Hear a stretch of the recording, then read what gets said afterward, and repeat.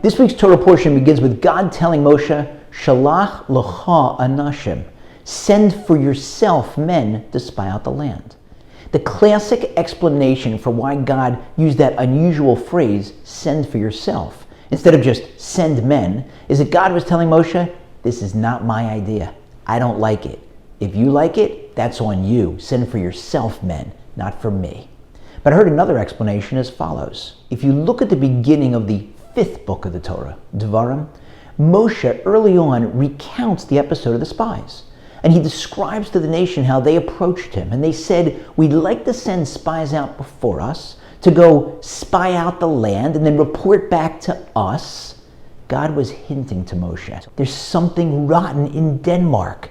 What do you mean they want to send spies and have the spies report back to all of them? That's not how spies work. If spies from the Mossad or the CIA go out and they complete their mission, they don't come back and call a press conference for the entire nation of Israel or the US. They report back to the head of the Mossad or the head of the CIA, but not the entire nation. If we're lucky, years later, when those spy records get declassified, we'll find out what they reported back. But here from the very outset, they were telling Moshe, no, we want to send spies and we want them to report back to us, to all of us, which indeed they do. The spies return from their fateful mission and they report back not just to Moshe and to Aaron, but to the entire nation. And then, emboldened, they go further than their mission. They don't just report back what they saw, they share their opinion. We'll never be able to conquer those giants in the land. And they turn the hearts of the nation away. And the nation gives up hope of being able to enter into and conquer the land, notwithstanding the fact that God is backing them. So that's what God was hinting to Moshe. Send for yourself men. If you're going to do this, they have to report back the way spies report back, to you as the leader, not to the entire populace. Hinting to Moshe that they had a hidden agenda, and it was not a good one. This advice from God that he was giving to Moshe, that Moshe needed to remain in charge, is something from which we can tease out a takeaway. The importance of finding spiritual leaders, mentors in our own lives. In Pirkei Avos, we're exhorted, we're encouraged to aseh lecha rav. You should make for yourself a rabbi.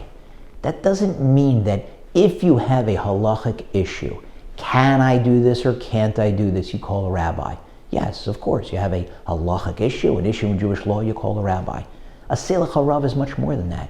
It's you have to create a relationship with a rabbi, somebody who knows you, knows your family situation, your financial situation, your spiritual situation, so that you can ask not just can I or can't I, but should I or shouldn't I, or I just want to talk something through, to get your advice, to get your objectivity, to get your wisdom, so you can share your experience.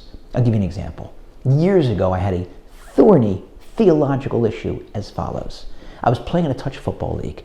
Every Sunday morning we had a game.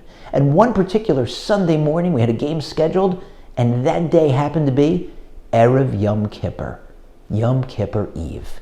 So I called my rabbi a few days before the game, and I said that I have a touch football game scheduled in my league Sunday morning. It's Erev Yom Kippur. Can I play in the game? He said, if you're asking me, can you play in the game? There's absolutely no Jewish law that says thou shalt not play in a touch football game the eve of Yom Kippur. So if you're asking me, can you? The answer is you can or you may. But if you're asking me, should you, which I'm not sure if you're asking me, then I would tell you, my thought is as follows.